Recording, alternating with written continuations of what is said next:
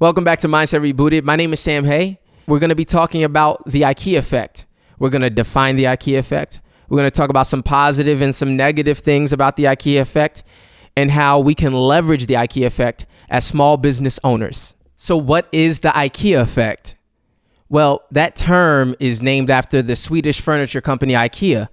And if you've purchased furniture from Ikea, you know, as well as I know, that the furniture does not come fully assembled. It's semi-assembled. And when you take it home or to your office, wherever you're going to place that furniture, you have to finish the rest of the puzzle by assembling the rest of the furniture. And you might have put in enough work that you're actually like, you know what? This thing isn't half bad. I actually like it. Well, the Ikea effect, it's a psychological phenomenon where people place a high value on things that they have had a hand in creating or assembling, even when those things are of lower quality. The overarching idea is that the greater the labor you put into seeing something come to a completion, the greater the love or the attachment you're going to have to that thing. And that can be a good thing. When you have a sense of pride, a sense of commitment, it can bring a sense of fulfillment. And it can drive you to keep that same thing going in all of your endeavors, and it can help you to maximize your full potential. And further, it can inspire those around you to do the exact same thing. Those are just some of the great things that come with that. But there can also be some drawbacks to the Ikea effect, such as having too much of an attachment to something or overvaluing something so much so that we're blinded to how poor the quality may be, and we may be closed off to any suggestions that would help improve the product that we have. I want to talk about how, as small business owners, we can leverage the Ikea effect to establish brand loyalty and have a lifetime of customer retention. That is something that is what drives revenue. So you want to leverage the Ikea effect. To do that, there's a couple of ways. If I'm someone who has an apparel brand, one thing I might do is provide my customers with options to customize the apparel that they get. You know, tweak the design a little bit here and there. That little work, that little effort that they're doing, it's not overwhelming, but it's enough for them to be attached to the item when they receive it and have a sense of pride. And so they may then be attached to my brand, and they may then do some legwork for me by marketing it to people through word of mouth, showcasing it. Those are all different things. Like, for example, when I was overseas, I got my suits custom made. I love my custom made suits. Sure, I could have gotten them off the rack, but you know how much pride and attachment I have to my suits after going to the tailor, picking the fabrics, getting all the dimensions, picking out the accessories, all these different things were from scratch. And then seeing the finished product, and then also having my name stitched into the inside lining of the suit. All those different things, it helped create that sense of attachment. And I always wanted to go back to my tailor because I love that feeling. I love the idea of being able to say, hey, I picked this, I created these suits from scratch.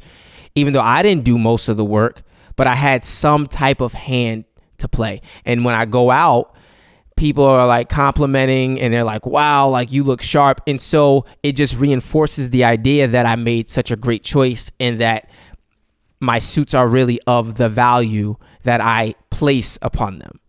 So that's something that works, right? Another thing that you can do, maybe like a sense of gamification, create a game. People love to feel like they have upward mobility.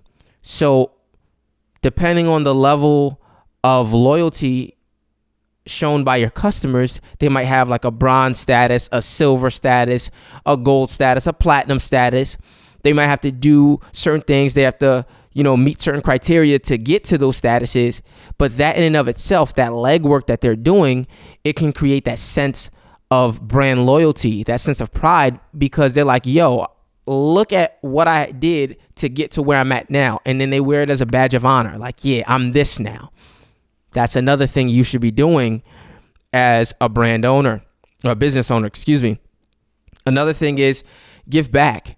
Create do-it-yourself workshops and sessions.